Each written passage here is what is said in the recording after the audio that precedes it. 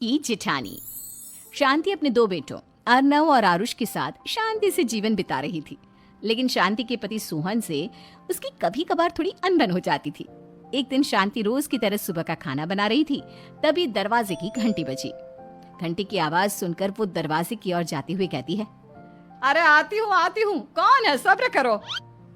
शांति दरवाजा खोलती है तो देखती है कि उसके जेठ मोहनदास सामने खड़े होते हैं। वो सक पकाकर अपना घूंघट करती है और पैर छूकर कहती है, आइए आइए जेठ जी। कैसी हो शांति? जी मैं तो बिल्कुल ठीक हूँ, सब आपकी मेहरबानी है भाई साहब। शांति और मोहनदास की बातें सुनकर शांति का पति सोहन और उसके दोनों बेटे बाहर आ जाते हैं। अरे भैया राम राम, कैसे हो आप? राम राम भाई। अरे शांति, ऐसे खड़ी खड़ी क्या देख रही हो? चाय कॉफी कुछ लेकर आओ, भैया आए हैं। शांति तेजी से रसोई की ओर आगे बढ़ती हुई कहती है, अरे मेरी माँ, गेट खोलने के चक्कर में मेरे तो चावल ही जल गए। वो दौड़ी दौड़ी रसोई में जाती है और देखती है कि सारे चावल जल गए हैं। वो दोबारा चावल बनाने में लग जाती है। इतने में सोहन आवाज लगाता है, अरे शांति, तुम्हारे चावल का रोना खत्म हो गया हो तो चाय ले आओ। जी लाती हूँ अभी। शांति जल्दी जल्दी चाय बनाती है और मोहनदास को चाय देती है।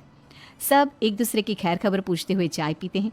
चाय खत्म होती ही मोहनदास शांति की ओर देखते हुए मजाक में कहते हैं, शांति, अब तुम्हारी चाय में दम नहीं रहा, अब हमें चाय बनाने वाली बदलनी पड़ेगी। ये कैसे मुमकिन होगा जेठ जी? घर और बाहर का सारा काम मुझे ही करना पड़ता है और कभी कभी जल्दी जल्दी के चक्कर में काम बिगड़ जाते हैं, जैसे आज चावल जल गए। अरे इसी का तो हल लेकर आया हूँ। मैंने रिश्ता देखा है अर्नव और आरुष के लिए। दोनों लड़कियां बहुत सुंदर और सुशील हैं। अगर आप दोनों इजाजत दें तो बात करूँ आगे। सोहन और शांति रिश्ते की बात सुनकर कहते हैं, अब ठीक है, बात चलाइए ना भैया, पर पहले लड़की के बारे में कुछ बताइए तो सही। हाँ भाई साहब, लड़की कैसी है, परिवार कैसा है, कहाँ के रहने वाले हैं? देखो, परिवार तो बहुत अच्छा है, पर वे दोनों लोग बहुत गरीब हैं। दहेज में कुछ मिलेगा नहीं।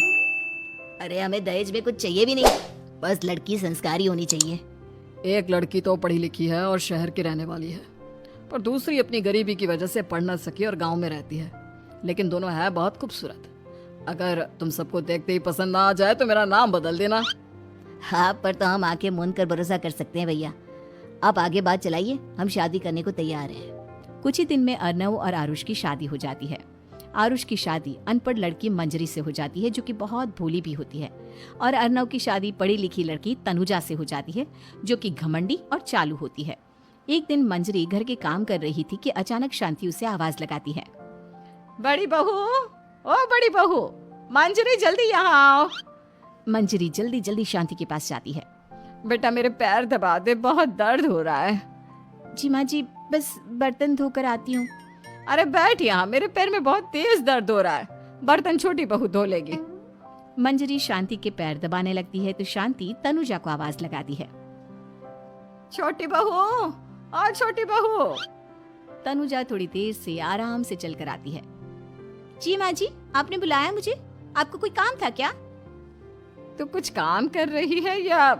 शांति की बात काटते हुए तनुजा बोलती है, कुछ नहीं माँ, फोन पर अपने घर पर बात कर रही थी। अरे बाद में बात करियो अपने घर वालों से, पहले जाके बर्तन धो ले। तनुजा मुंह बनाते हुए अपनी जिठानी की ओर देखती है और मन ही मन कहती है, ये महारानी वहाँ बैठी है, ये नहीं कि बर्तन धो ले। मैंने इतनी पढ़ाई बर्तन धोने के लिए की थी क्या? तनुजा दांत पीसकर वहां से चली जाती है। अगले दिन सब दफ्तर चले जाते हैं, तभी डाकिया चिट्ठी लाता है। शांति चिट्ठी लेकर मंजरी से कहती है, बड़ी बहू, जरा छोटी बहू को बुलाना, एक चिट्ठी आई है। मेरी तो आंखें कमजोर है, तो मुझसे पढ़ा नहीं जाएगा। मंजरी तनुजा के पास जाकर कहती है, तनुजा, तुम्हें माँ जी बुला रही हैं। मुझ पर हुक्म मत चलाओ, काम बताओ काम। अरे मैंने तुम पर कहाँ हुक्म चलाया, और हुक्म चला भी दूंगी तो क्या हुआ? तुम तो मेरी छोटी बहन की तरह हो ना। तुम जैसी अनपढ़, जाहिल और गांव की गवार मेरी बहन नहीं हो सकती। बेचारी मंजरी तनुजा की बात सुनकर अपना सा मुंह लेकर रह गई।